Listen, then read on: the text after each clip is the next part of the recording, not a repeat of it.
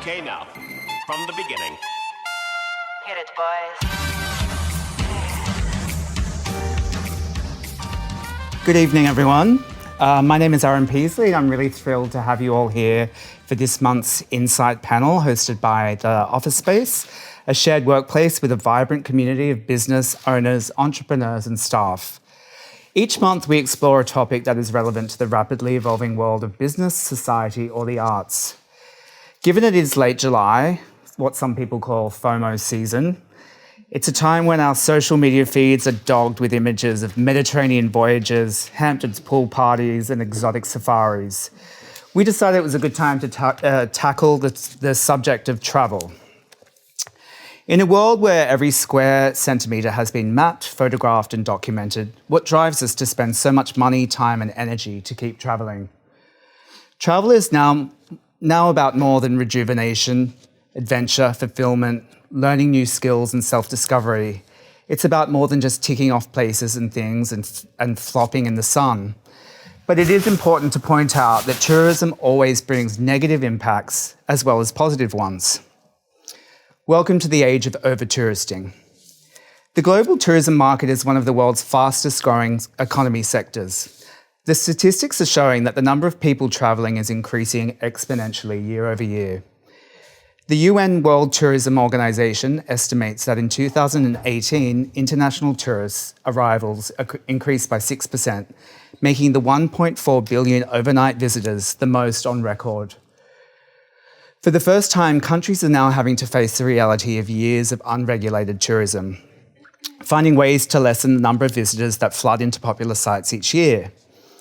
While it is something of a new golden age for travel, the industry is facing some major headwinds: over-touristing, global warming, political uncertainty. We're going to tackle some of these topics in our Insight panel tonight, and we're also going to focus on some really critical questions like what constitutes the perfect hotel room. So before we welcome our guest panelists, just wanted to let everyone know that the proceeds for tonight's panel go to the Sydney Community Foundation. Unfortunately, they aren't here tonight to speak to us. Moving forward, let's introduce our panel. We've got a heavy hitter trio who know how to travel, that's for sure. So first up is Jana Frawley, Editor-in-Chief of Escape, which is considered the country's preeminent travel brand. Jana is a veteran of lifestyle journalism and has held many titles, including Head of Lifestyle, Network Editor, and National Food Editor. She's also been an inaugural editor of Donna Hay magazine and managing editor of Mary Claire. Jana, would you like to come up?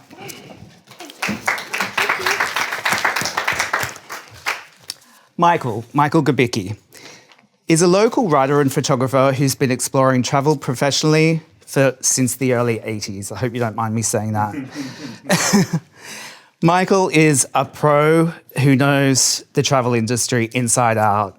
He writes for the Tripologist. He writes the Tripologist column for the Traveller on Sunday, in addition to Everyone Asks column, a kind of Q&A or an audience-suggested column on Saturday. Michael, would you like to come and sit in the middle here? One of the biggest success stories in print media in the past decade has been the readership and growth of Traveller, a bona fide travel brand that's much more than the pull-out section published in the Sydney Morning Herald and The Age every Saturday and Sunday. The online platform and full gloss magazine features throughout the year new experiences which allow readers to travel with some of the country's key figures in arts and culture. Helming the Traveller masthead is Anthony Dennis, one of Australia's most experienced travel and tourism editors, writers, and the author of 2 books. Welcome, Anthony. Thank you. I'm not staying here because it's so much more comfortable than that looks. No, you don't have an option. Anyone got a cushion? No, We're working on cushions. Believe me, it's fine. That's coming. So I'll start with you, Anthony. You've just arrived today from Singapore, so glamorous. It is glamorous, so thank you so much. Not much. Thank you so much for being with us. And you were there for the opening of the reopening of the Raffles Hotel, which is certainly one of the most sort of iconic hotels that come to mind. So What's the verdict? I know you're sort of under some measure Well, I was there of with my embargo. my counterpart from Escape, so I'd be interested to see what she thinks. Well, I was very impressed. I was worried that they were going to over renovate it and lose some of the colonial heritage and mystique, but they seem to be able to. They seem to have been able to retain that, but also introduce some nice contemporary touches, including a fantastic French, not very cheap though, restaurant from one of the world's leading female chefs, who's got 7 Michelin stars, no less. It was. I have to say, it was probably a little bit stuffy before the refurb, but I think they've taken it to now another level. And I can't believe the amount of white paint that they've outlaid, white marble and white paint that they've outlaid on it. So, but yeah, I mean, it is one of the most iconic hotels in the world. So good to see that they haven't messed it up. That's great to hear. And do you think that, I think now we see these kind of iconic hotels are being revamped kind of every other year, or it feels like it. Do you feel like that's quite a kind of a fine art to getting the balance right between, that sense of heritage while also kind of moving it forward in terms of facilities and Well, I think Raffles is a particularly pertinent example because it's also a national monument. It's classified as a national monument. I'm not sure that there are many hotels around the world that have that status. So the designers and the architects and the management and the owners had a huge responsibility, and I believe that they were subject to a lot of scrutiny from the government heritage, their heritage commission, or I'm not sure what it's exactly called in Singapore. But yeah, dealing with those hugely iconic properties is obviously a huge responsibility in its own right, because you could easily spoil them, particularly when they're a national monument. Yeah, well, that's really interesting to hear, because I know in France, the chateau castle hotels, Paris, are governed by an association, and there are a lot of, rules and regulations. You can't just kind of raise it and make it all funky and modern. Well, there was a property in the Rocks that 2 hotel entities tried to turn into a hotel and failed because the heritage limitations were so great. And I know one of the groups lost millions of dollars in the process, and both of them walked away. So it can be very, very, very tricky. But somewhere like Raffles needs to, you can't have a national monument that's decaying because you've got so many heritage limitations on it. It's not making any money. Yeah. So I think obviously there was some there's some leeway given, but yeah, a delicate process. Sure. Jana, you were also there. Yes. What's your verdict? I'm with Anthony. I was very impressed. For those who haven't been to Singapore or know where Raffles is, you are surrounded by a lot of glass and steel and high-rise, and then you have this beautiful colonial building, and they have a doorman who is, I think he's almost as iconic as the building itself. He's been there for 30-something years, maybe even more. Narrajin. What would he be? 6'5"? Yeah. Sikh, yeah. Indian Sikh. And he's amazing regalia. Very impressive. And I think what's, for me, I have a sort of, I'm not going to say a personal connection because that's probably too big a word, but I had been in Singapore when I was about 13 with my family, and it was the first hotel that I went into and understood what luxury looked like. We'd been staying at the Holiday Inn down the road, and for various reasons, we ended up there for morning tea with my mum and my sister, and I knew immediately then that this was very different to anything else, especially to the Holiday Inn. But in terms of this renovation, I think we only sort of probably saw half of it. It wasn't quite finished. So I feel like we can't speak entirely. Not all the restaurants were open, for instance. But they have a very beautiful room where you eat breakfast and you can have lunch as well. It's called the Tiffin Room. And I thought that was a very impressive space. The meticulous way in which the buffet had been put together was like my photos. It looks like a work of art. You can't quite work out if it's food or if it's meant to be your breakfast. Like they look like sort of opera house shapes of, pieces of watermelon and then these beautiful like strawberry brioche and just everything that you wanted. Lots of alternative milks, almond and it was so you knew they were catering to everybody and I thought that was very special. But the room for me, and I in terms of the room, I don't know what kind of room Anthony was in, but I was in the Rudyard Kipling suite. Were you? Very posh. But they have these really beautiful, long, sweeping verandas in this beautiful dark wood, but with this bright white paint, beautiful contrast, and it looks out onto greenery everywhere. So you're in this big modern city, yet you really feel cloistered from the world. And the bathroom was outstanding. I think I'm about to renovate my house, and I reckon my house renovation is probably less than this bathroom would have cost. The bathtub was apparently $15,000, and you have a butler, and they will draw your bath for you. I mean, this is a level of wealth that is not for the average pack and person. Unpack your luggage, but I think being Australian, it's just it's anathema to us. It's really hard to say yes to someone when they offer to pack. It always feels slightly creepy, doesn't it? Yes. But it just doesn't seem right as an Australian. No. It just seems.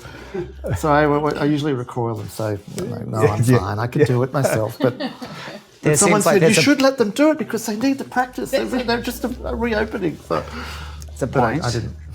It sounds amazing. We're talking about ultra luxury here, but in a general sense, Jana, what are your prerequisites for a hotel room? Okay, the first one by far is that it's not brown. I get so sad if I walk into a hotel room and it's brown. It reminds me of my 70s upbringing, wearing corduroy and polo necks, and it just I don't understand why anybody would choose that colour palette. I guess for me, is there a surprise in there? I think everyone can do a great bed these days and a really beautiful bathroom. We know that that's what's expected in a hotel.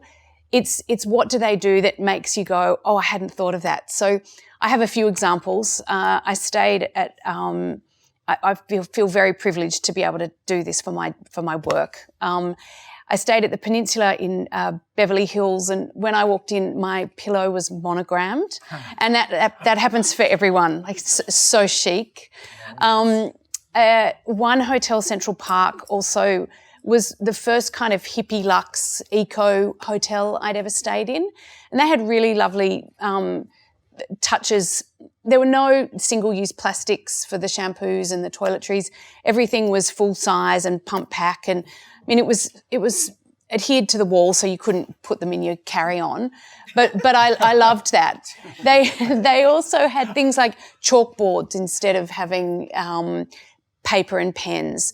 The bathrobe, which is also a measure of how good is the bathrobe, was like a hoodie, like a grey marl thing that you would throw on at the end of the day if you were at home, but it was a bathrobe, and it felt perfect. That reminds me of a great quote from an American comedian. What a great hotel. The towels were so fluffy I could barely close my suitcase. And it's amazing how many, it must still be, theft in hotel rooms must still be a problem because you do still see the tags. Have you ever stolen saying, anything? if you would like to purchase a bathrobe. That's a leading Do you question. steal? I steal a pen. I always steal a pen. I love a hotel pen. They like that because it's branded, so it's Exactly, PR. carrying the message. They don't mind. I hate visiting people and going into their bathroom and seeing, the lineup of shampoos that they've got. I reckon that's a real pit. Oh, but the pen. I'll because I know you probably want to ask Michael a question. Well, you do ask Michael a question. Sorry, Michael. I stayed at the Watergate Hotel in Washington, D.C., and they had lots of really special details. So on the key, it said, use this to break into the Watergate Hotel. So I loved that. And then it had pencils and it had, I stole this from the Watergate Hotel. And it was just so many clever, special things that make you remember the hotel, because there's lots of comfy beds and lots of pillow menus and all that kind of thing. But do they do something that makes you come home and tell your friends? And you know, in a situation like this, so easy for me to recall. Right. Well, it's that sense of history, which I think is one of the reasons why hotels can be so special. Yes. So, Michael, what about you? Are you all in for bells and whistles? Are you like simplicity? Look, you certainly stayed at a few.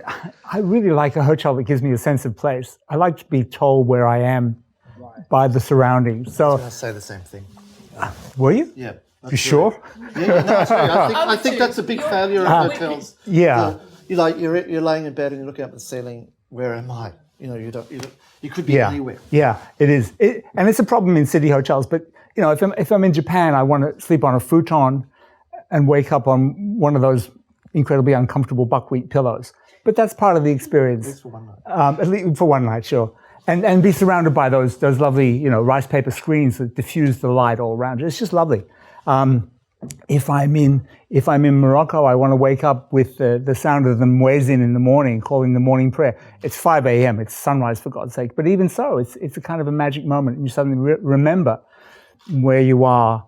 And in the context of a city, it's often difficult to achieve that because, you know, how do you do it? I mean, all cities have a certain sameness about them.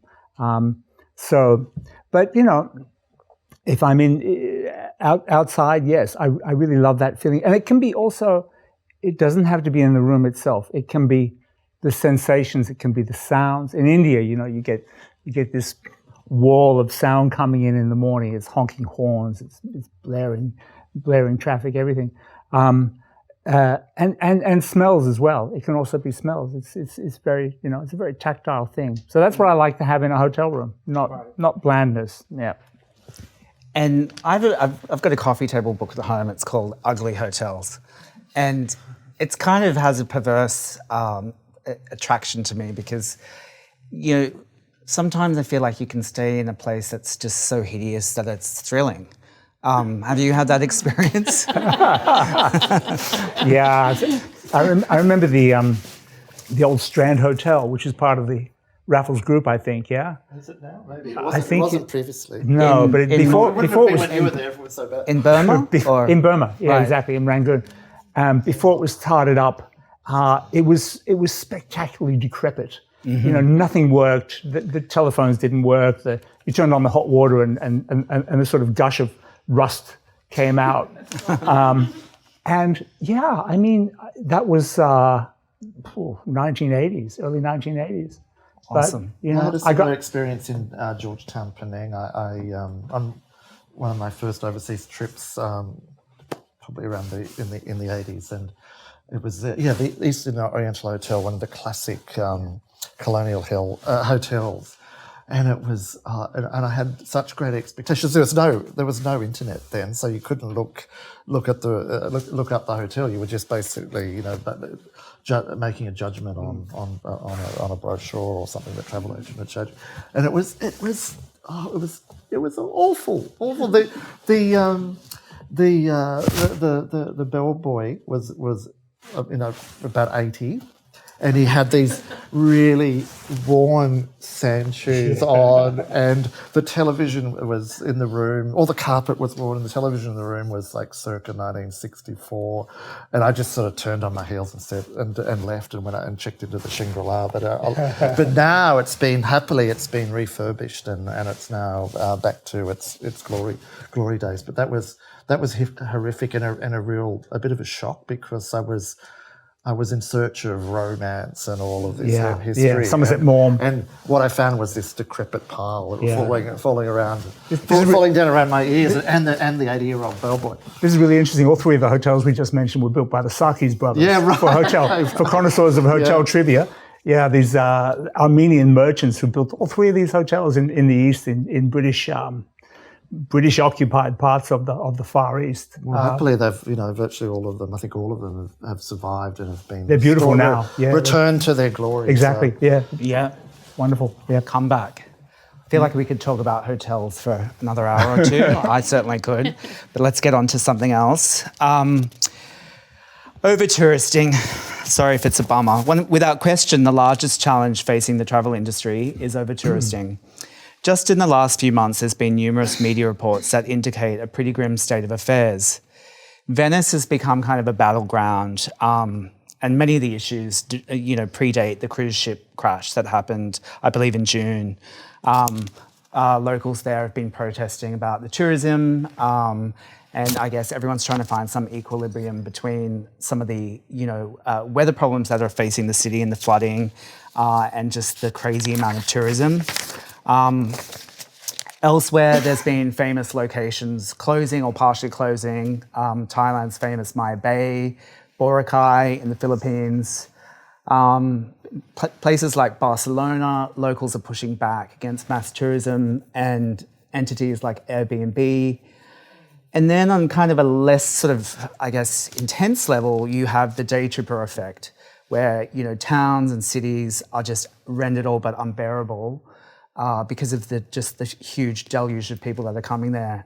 And as a resident of Manhattan for many years, something like New York's High Line, which was a huge success and, incredible success, but I believe a victim of its success, because on the summer's weekend afternoon, it is really not a nice place to be. So I guess on over-tourism, I'll start with you, Anthony. How did we get here? Tourism is one of those industries that, for most people, it's a great thing. For the tourist, the destination, it's pulled many places out of poverty. It's changed the world, obviously. But is it too much of a good thing? And is it something, we need to wake up to? I think it's really the democratization, I'm glad I was able to get that word out, of travel. I mean, the reality is travel was once, if you go back to the golden, the grand tours of Europe and Asia, was very much a privilege. It was something that only the rich could afford. And even if you go back to the 60s, I mean, you might... I remember them well. I'm not Thank you, Anthony. I'm not implying anything. No, he is an aviation expert. I wasn't commenting on any other. But the cost of a flight from Sydney to London was I've drooped. Tis. Was there's a formula. It was the equivalent of like a year's wages, and now it's the equivalent of like 2 months' salary for the average person. So the reality is that it's it's been democratized. It's open to so many people, and you have a massive influx of Chinese tourists, and the frightening thing about the Chinese impact on tourism is we're only seeing a very small portion of a country of 1.6 billion who actually are allowed to travel. If another 100 million are allowed to travel, then Venice, Dubrovnik, places like that, New York, the High Line, they're going to be under even more pressure. So we shouldn't pretend that the sudden impact of tourists from China hasn't had a big effect. So, but the thing is, Venice has no other industry apart from tourism. So, in some ways, they're their own worst enemy, because they have had opportunities on many occasions where they could have controlled the numbers, and you could probably argue that Barcelona has had opportunities as well. Although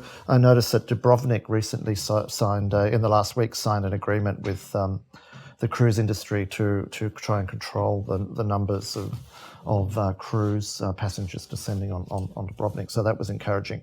I think one of the best things that could happen, I was just thinking today, is for UNESCO to put Venice on its endangered list, because it's threatened to do so, but it hasn't.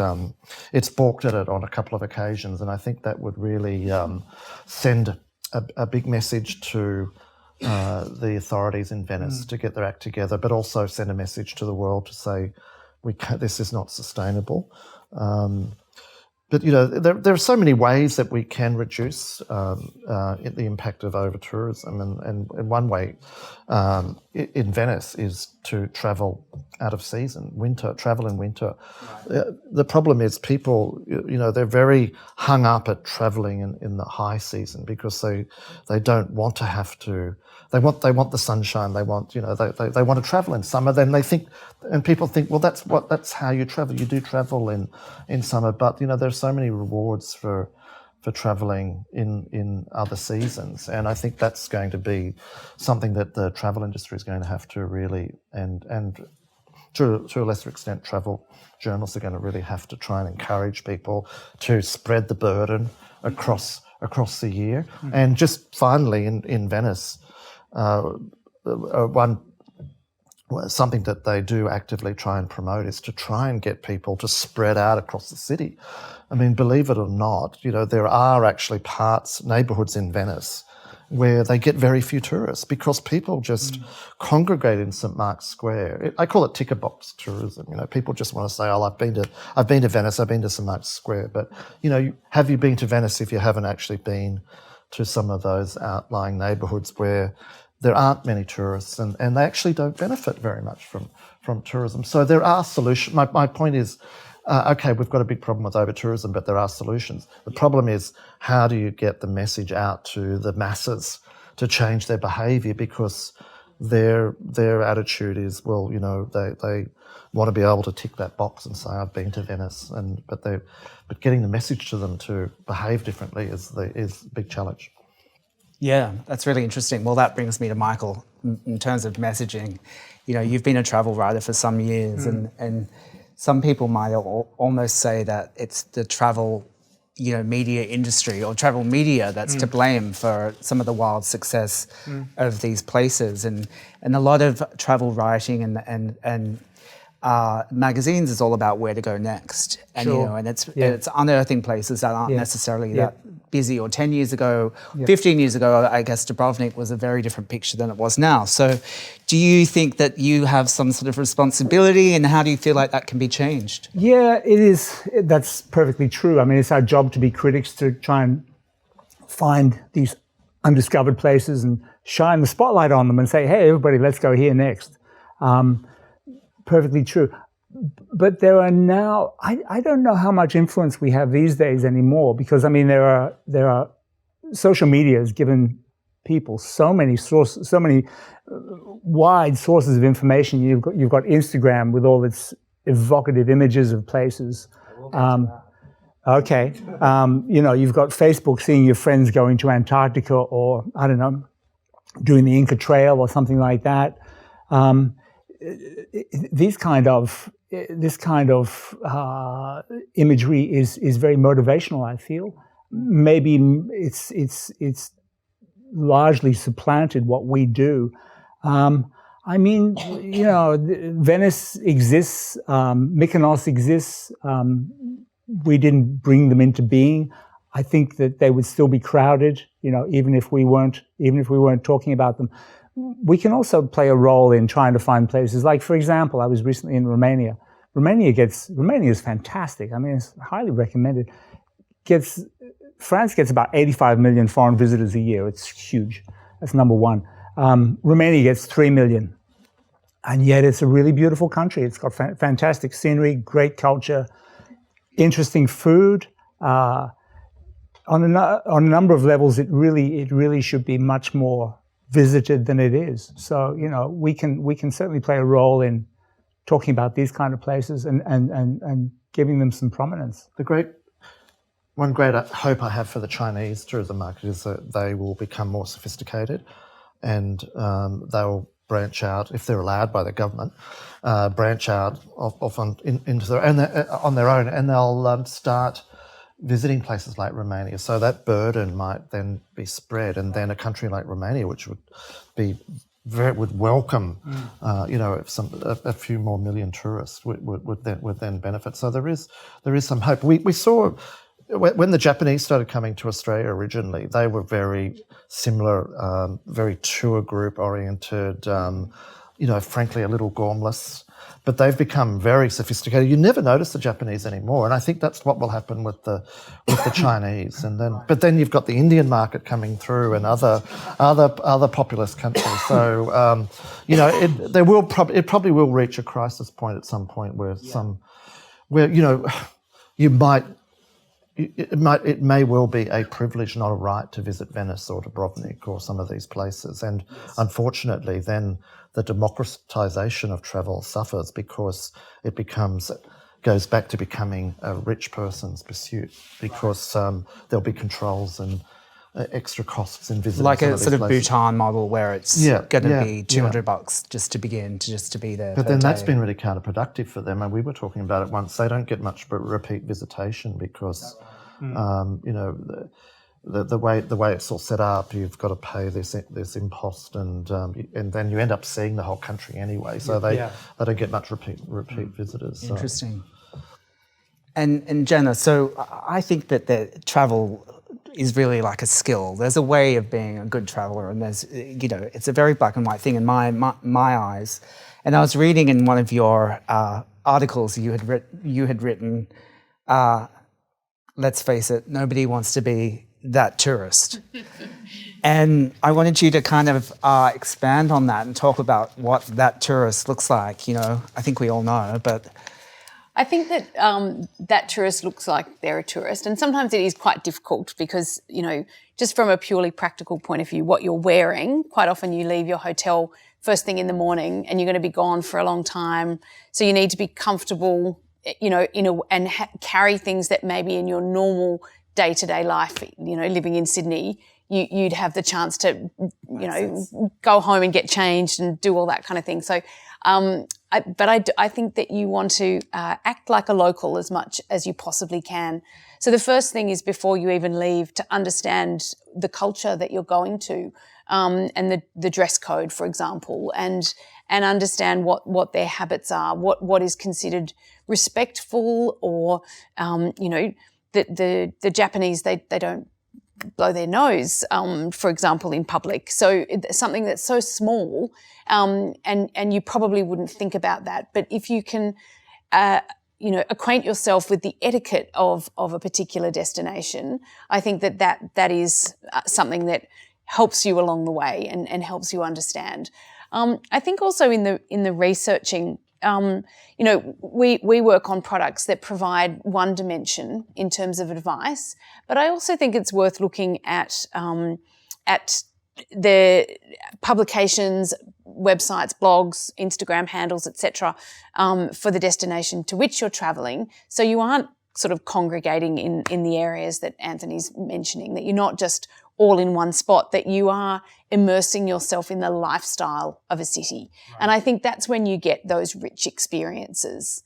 I was sitting at a cafe in Waterloo, and somebody arrived, and I could tell that they were a traveller, but it's not a cafe for travellers. It's not.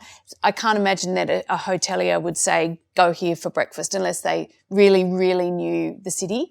But this person would have been so thrilled because they were getting a taste of what it's like to be in Sydney. We go to breakfast, we have our coffee. That's why I hate hotel buffets. That's right. I actually avoid. I mean, you were praising the Raffles one, and rightly so. Yeah. But I actually, I often try and head out and try and find a cafe or somewhere where you're going to be able to rub shoulders with the locals and get some sense.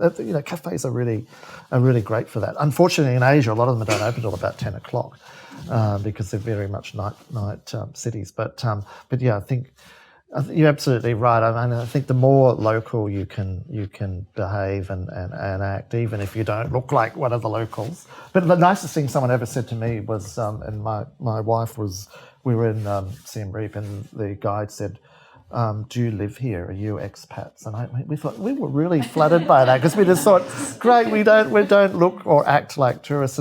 But isn't it? It's the great irony of modern day tourism is where all of the not all of the tourists, but a lot of the tourists like us are trying desperately to avoid tourists like us. That's that is the big. That's the big. That's the big thing in travel. I think it is at this level. You know, how do we not get caught up with the masses, and that's where I think, you know, travel journalism comes in, and we can. But the trouble is the masses aren't going to be reading us. We're speaking to a very select group.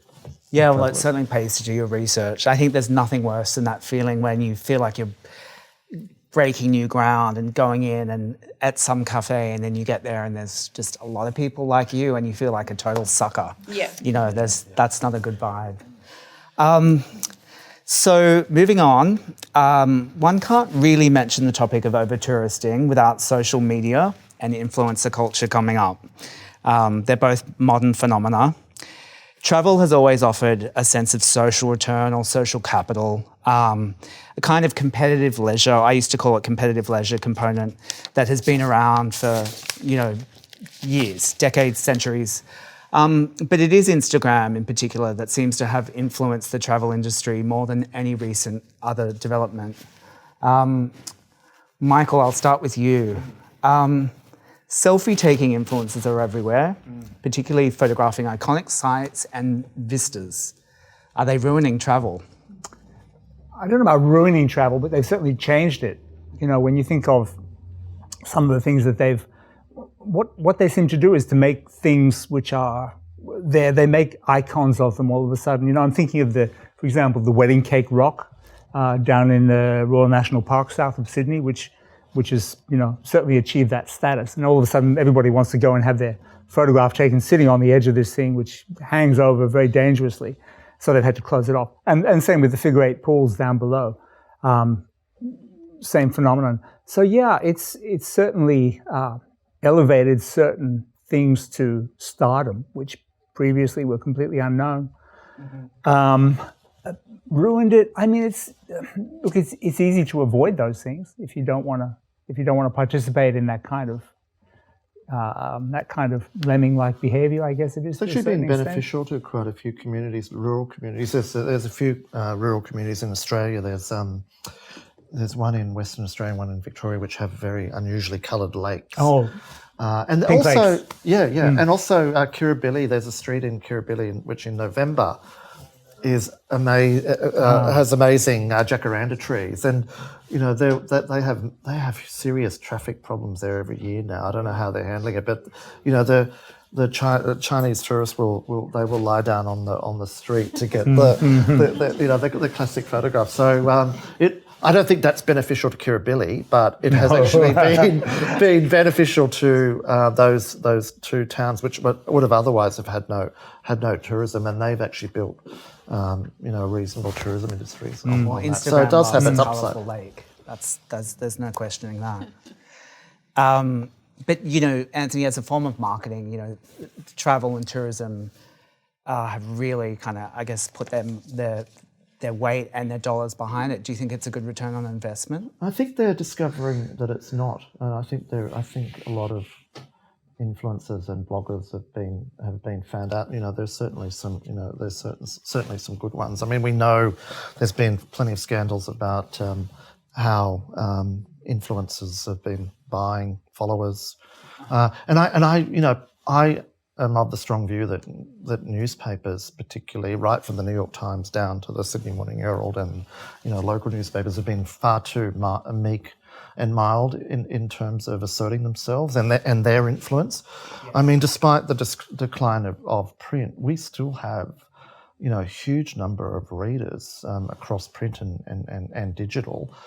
We still have enormous clout, but I think we've ceded a lot of space very, very meekly to influencers and bloggers, and I think we really should be a lot more assertive than we have been. But I do feel that there has been a bit of a movement back to the traditional media from the travel industry, because they have been burnt by bloggers and influencers in terms of the return, and also their behaviour. I mean, obviously journalists don't have when those studies come up about who do you trust, we're often around the bottom towards it with the used car dealers, but we do actually operate on a reasonable ethical framework, which bloggers and influencers don't necessarily do because they haven't been brought up through a system where that's important. So I think the industry's been exposed to that, and I think trust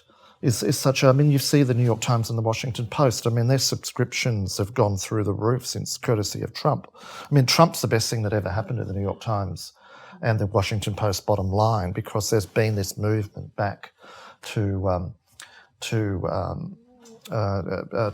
these, relatively trusted. Well, they are trusted titles, and I think that's also manifesting itself to a large degree in travel journalism. We declare, unlike influencers and bloggers, we actually declare to the point of tedium all of our sponsored travel, and we often get it thrown. Well, we regularly get it thrown back in our faces by our readers.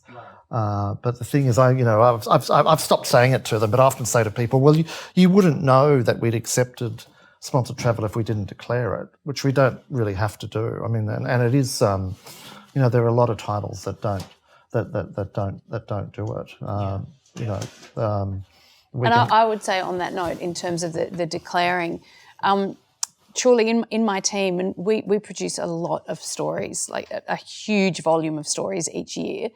And I think I can only think of 2 trips where our journalists have travelled and come back incredibly disappointed and not enjoyed the experience. And we've debated what do you write? Yeah. But on the whole, the trips are great.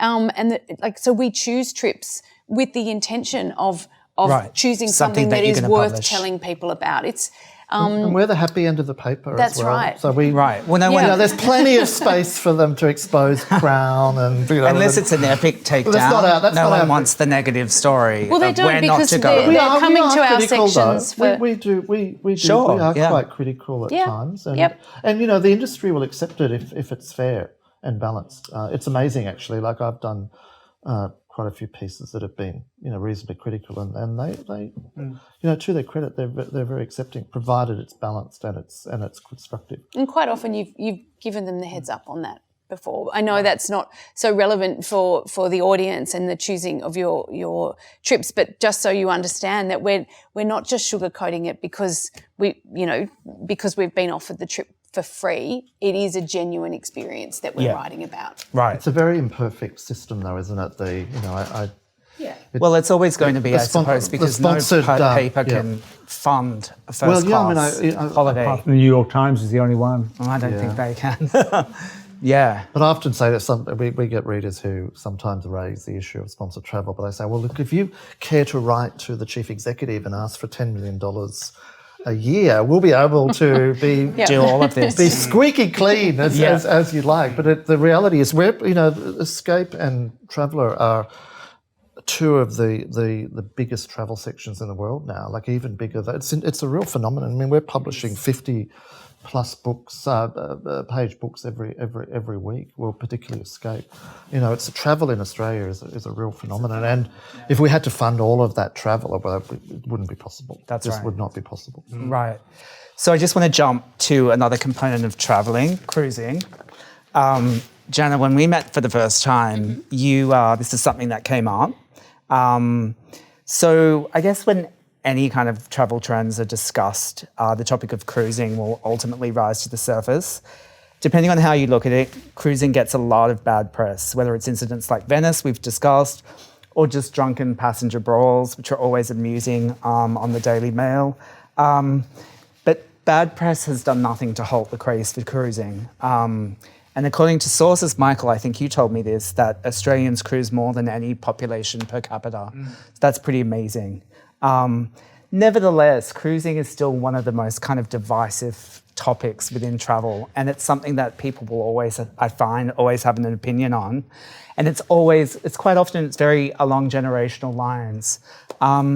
So Jana, let's start with you because you are a fan. I am a fan. Can you talk us through your immersion into cruising and why you like it and what that process has been like? Of course. So my parents are dedicated cruisers. They're now in their early 70s and late 70s, but they've been cruising probably for about 15 years. And I mean, there's many cliches around cruising. You know, get on board, unpack once, and that's definitely very, very appealing. And not the schlepping of travel can be really hard work. And in some destinations, getting to the airport, the whole airport experience, your holiday doesn't really start for a very long time after you've left home. Whereas I work in Surrey Hills and I call it desk to deck. Do you like that? In about 45 minutes. Like really, really quick check-in and your holiday starts the minute you're on board. But I think that my first experience was I wasn't a travel editor at the time. My parents shouted the entire family. So there's 16 of us, my siblings, my children, all the grandchildren, we're all on the ship. There's a pattern developing here because you were obviously, there's Raffles and now there's... we do love travelling in the Frawley house.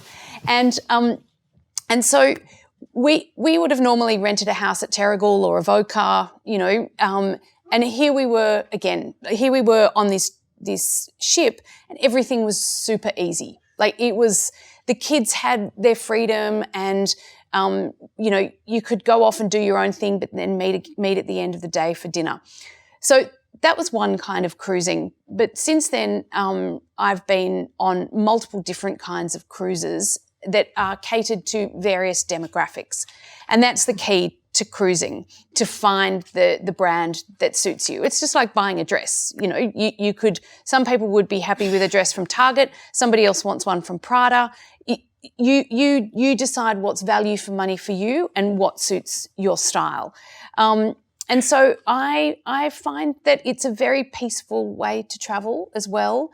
I think there's a lot of focus on all the bells and whistles, and some ships have racing car tracks and other ships have, you know, big, you know, what am I trying to say? Water features and dodgem cars, and they've got programs so you're nonstop all the time. But there's a real serenity to just looking out at sea and being in this beautiful, vast ocean. And so I think a lot of people dismiss it. But I don't know anybody who's been on a ship who hasn't enjoyed it. And so I just think people who say it's not for me, I think they have to give it a try. Interesting. Yep. I think you're right. Yep. Michael, what about you? Yay or nay? I've given it a try, and I'm afraid it's not for me. That's okay, but you've given it a try. Okay, you're the first. Big ship cruising, I don't want to do it. Yeah. I don't want to be on a ship with 2,500 other people. And you know, you get to a port and everybody goes off at the same time. It's just you swamp this city or whatever. To me, that's hell. But look, I get that for multi-generational holidays, it works really well. You know, if you've got grandparents, parents, and kids, fantastic. They can all be happy. They can be very well occupied, and you know, a lot of sensible people love it. So therefore... Thanks, Michael. Sensible. Therefore... well-adjusted, normal people. But for me, I really like small ship cruising. I've done quite a lot of this. Small ship... You do love cruising. Expeditionary cruising. But that's cruising. That's the right cruise for you. Okay, it's cruising. See, I think everyone thinks it's a big ship with 5,000 people, but it's not. Okay, I wanted to just make that distinction between big ship, small ship. Yep. I mean, small ships can get you into places where you can't get anywhere else. You know, if you want to go into the fjords in Alaska and see icebergs carving and stuff like that, you know, fantastic for that. If you want to go along the north coast of Papua New Guinea and call in at those little villages along there, but there's no tourism infrastructure at all. No. That's the only way that they would actually be able to access the benefits of tourism. Yeah. I mean, it's a fantastic way to see places like, obviously Antarctica, you've got to be on a small ship. So, yeah, small ships, great, yeah, but big, not for me. But downsize it. But cruising, you actually like a kind of cruising. I like a kind of cruising. And that's what I mean. It's you got to find your spot.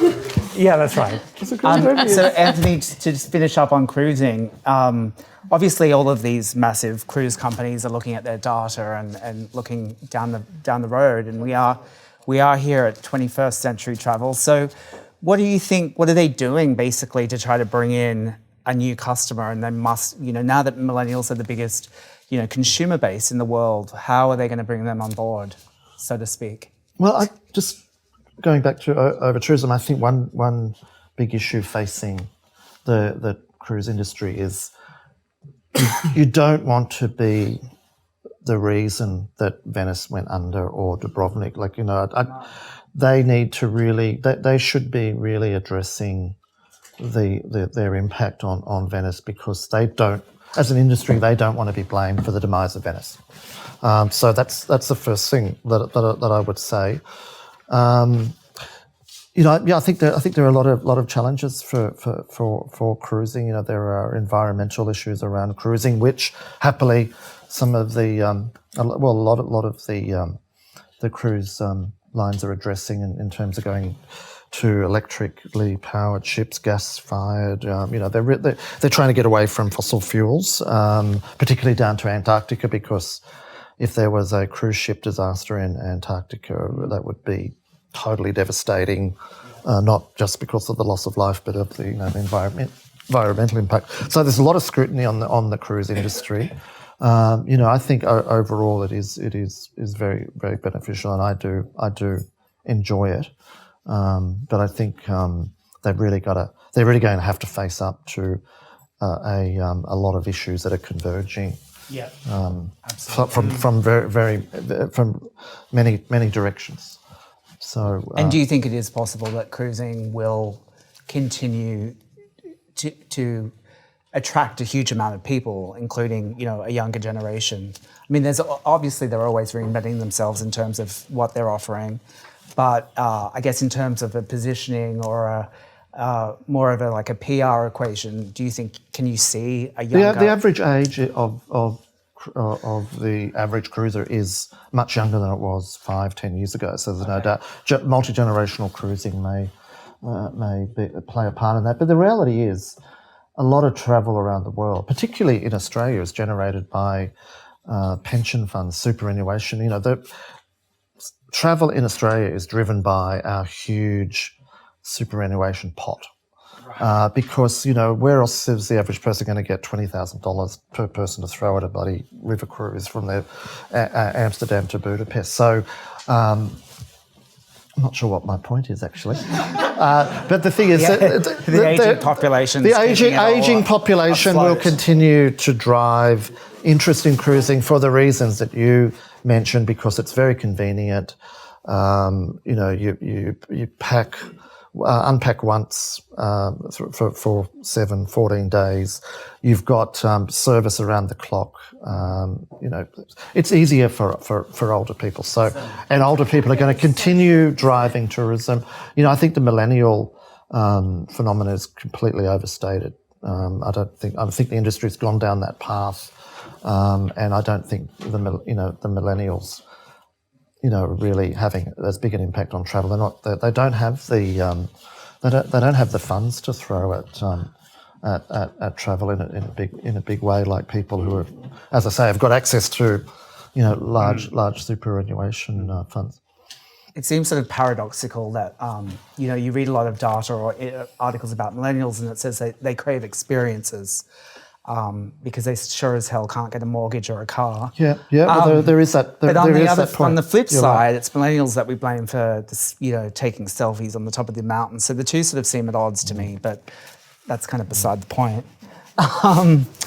So kind of just to finish up, I wanted to look to the future, because this is 21st century travel. When I was kind of researching the panel, it's kind of hard to believe that the jet age is only about 70 years kind of old. And to think of how much the world has changed in that time, it's pretty incredible.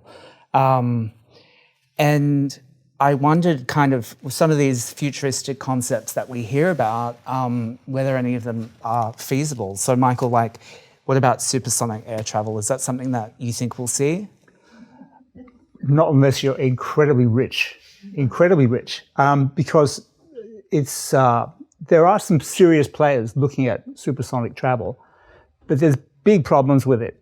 By its very nature, you create a sonic boom, which means that you can't fly.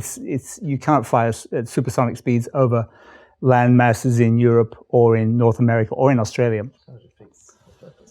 Well, it does, yeah. And so, I mean, and those are the big markets. Unless you can produce an aircraft for those markets, then it's not going to be feasible. We'll never see anything again like Concorde. Concorde was a brilliant experience. I mean, supersonic flight is kind of like, driving an F1, okay, a Formula One car. It's incredibly exciting. It's very sexy. But it uses huge amounts of fuel, and that's a no-no. You can't do that these days because it's too expensive. And also it's noisy. It's very noisy. It's very environmentally unfriendly. So we're not going to see a large, say, 100 passenger plus supersonic transport ever again. What we might see though is business type jets that fly at supersonic speeds. That's a real possibility, and that's what people are working on. Maybe 20 passengers maximum, something like that. Small business jet. There's a company called Boom, great name. In Colorado, they're working on a prototype. They keep saying we're gonna fly it 2017, at 18, 19. Maybe they'll fly it this year or next year, this prototype. But also there's some big players like Lockheed Martin. They're working to develop a supersonic plane which gives more of a thump than a boom, and might be more palatable therefore to air traffic regulators. It's amazing how, when you consider it, how little the jet age has progressed, because the Jumbo was a product of the early 70s, and the A380 was probably the next major development on from the 747, and that's now being phased out. And, we're going back to smaller, lighter aircraft to save on fuel, and also to reduce the carbon footprint of airlines, which is a big issue for them as much as it is the cruise industry. So it's interesting how, the jetliner that you fly in now is not that dissimilar to what you would have flown in 25, 30 years ago. It's not that dissimilar. So it's amazing how little it has progressed. To the Comet, which flew in the 1950s. I mean, so that's 70 years ago. We're flying it. Probably gone backwards in terms of. We're flying at essentially the same speed in a similar sort of aircraft. Yeah. That was incredibly unsafe. It tended to fall out of the skies. So thank God it's no longer with us. Also, what about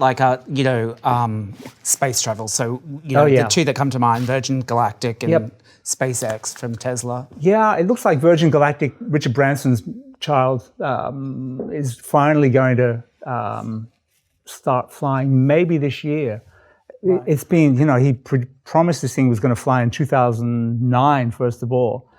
It's been a difficult process to get it going since then. Again, if you've got £200,000, dollars, euros, or whatever to spend, you can fly in this thing. It flies for 90 minutes. It does a sort of a parabola. It doesn't go into orbit around the Earth. It just does a sort of a parabola. Right. So One you fly up. disaster will kill it, though. But great bragging rights, I guess. Sorry? I guess it's just the essential sort of bragging rights. Yeah, you fly almost 100 kilometers straight up into the air at incredible speeds, Mach 3, Mach 4. And then you have a moment, as you go over the curve, you experience weightlessness, which must be pretty cool, I guess. So you're not strapped. I don't think you're strapped in. I hope not. Otherwise, you've done your dough. That's the point. Yeah. Yeah. So you're weightless for a brief time, and you're up there with famous people. Some cool people. Yeah. So I've got one last kind of machine gun question for you all. Generally speaking, do you feel that money in travel is best spent on flying in the front of the plane, on accommodations, on fine dining, or on sightseeing? Jana. Oh, definitely not flying at the front of the plane. I mean, it's very, very nice, but I think you can, for the 24 hours, you can sit at the back. I think the same. I love a hotel room. That's one of my favourite things about travelling. But I think the food experience and the sightseeing experience, the tour, it would come down to both. And as a former food editor, I would say the meal. I had a meal with my sister at El Celler de Can Roca, just outside Barcelona, about 2.5 years ago. And we'd put our name on a wait list, and miraculously we got the call up. And that is one of, I mean, I've got many. I could talk about my dining experiences while traveling ad nauseum, but it was, she is a restaurateur. So there was a professional interest from her point of view as well. And the excitement in the lead up, so there was so much anticipation, and I think that's very key to travel. It's not just in the moment. It's talking about it and dreaming and going on Instagram and looking up, articles about these three brothers and how the restaurant works, etc. And we arrived and the restaurant wasn't even open, and we're taking photos, and it was they brought food. Like, there were just so many things about it, and I have many. I have one more, also another food experience at a butcher in Tuscany, and I was there for a friend's 50th, and when we arrived there was a table for us. There were 18 of us, and there was just raw meat, all different cuts of beef down the centre of the table.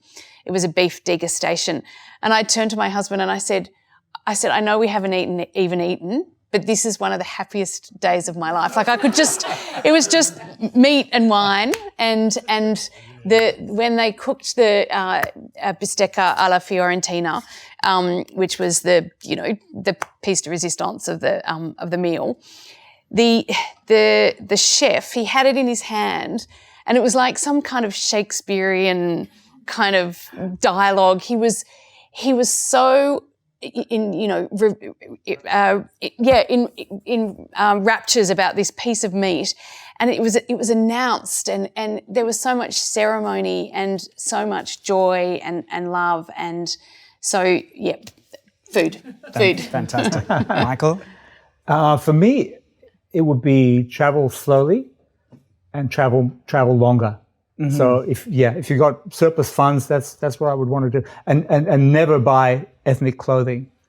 that embroidered vest from Nepal, not a good idea. That Fedayeen scarf. Only if you're going to frame it. You just look like a terrorist. That's easier coming in the door. Okay, I like it. Anthony?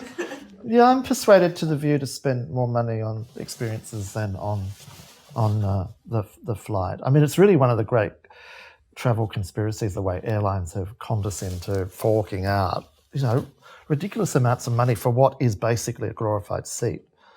Like I was lucky enough to fly business class back from Singapore, but I mean the value that I got out of, well, I didn't pay for it, but had I paid for it, I would have basically I would have paid for a bed, a glorified bed.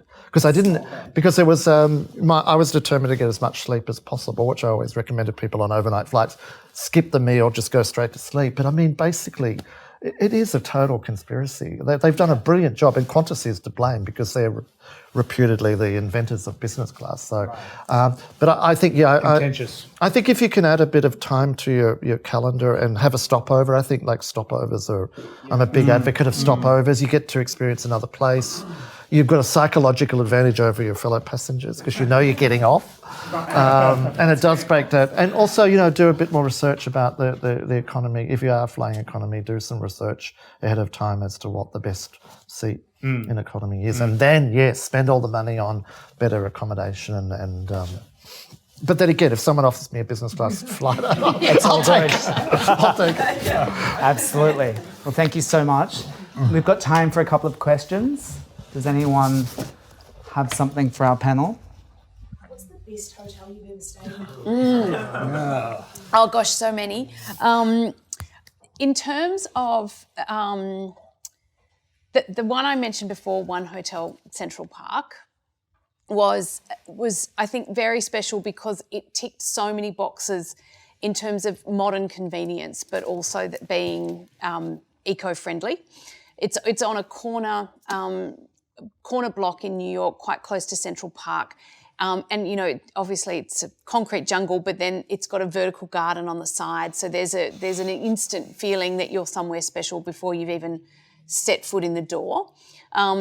And then just being in the room itself, not too big. I don't need lots of space. I just want it to be comfortable. And it just meant a lot in terms of the small details. Like they had, if there's no USB port next to the bed, that really drives me bananas. And so they thought a lot about what a modern traveller does. And I think that the One Hotel group, they all in a similar vein. So that is definitely high. I'm presuming it wasn't brown. It certainly was far from being brown. Resorts also, I could say Saniva Kiri in Thailand is a resort that is also outstanding. Resorts I know are at another level. But I think I was in a villa. It was huge, 500 square metres or something. But there were 17 different places to sit. So even between your bed and the bathroom, there were multiple places in case, I don't know, you felt faint. It can. It's ridiculous. And they would be two. They would be my two. For me, the pinnacle of accommodation is the Japanese ryokan at its very best.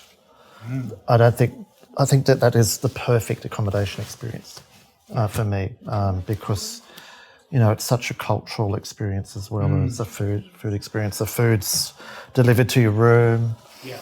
You're encouraged to jump into a yukata and I just think at its peak it is exceptional, and I don't think anything comes near it. Maybe one more question, anyone? We're good? Yes. Anthony, what do you think the rise of cannabis tourism is going to be like in the next 10 years? Why did you ask Anthony that? I don't know. What do you know? You've asked the one person in the room who's probably never used cannabis. Never. I think it's probably a niche market, but probably a sensible, very sensible decision by Canada to relax all of those laws and remove some of the mystique from it. Look, I think niche tourism, there's a niche for everyone. There's everything. If you can, if you're a destination and you can identify a niche successfully, then you're doing really well. So yeah, good luck to. If you're thinking of Canada, then good luck to them. Canada can be a little bit dull at times, so I think that would certainly the introduction of some stimulants would probably benefit from. It's great to always have a theme for your travels, whatever it is, so cannabis, go for it. I think that's terrific. That's great. Yep. Why not? Okay, well, I think we're out of time. On that note, Jana, Michael, Anthony, thank you so much for joining us. Thank you all so much. I have a note from our founder, Naomi.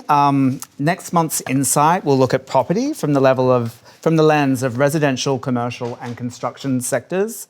Our guest will be Josephine Sukar, principal and co-owner of Build Corp, leasing residential real estate mogul Ivan Bresich of Bresich Whitney, and Barry Barton, our friend, founder of property placemaking agency Right Angle Studios. So come along next month. Oh yeah. So thank you so much. Thank you for listening to the Insight Business Podcast. To find out more about the podcast, future Insight events, and the Sydney Community Foundation, please visit our website, insight.theofficespace.com.au. And don't forget to rate, review and subscribe on your favourite listening platform.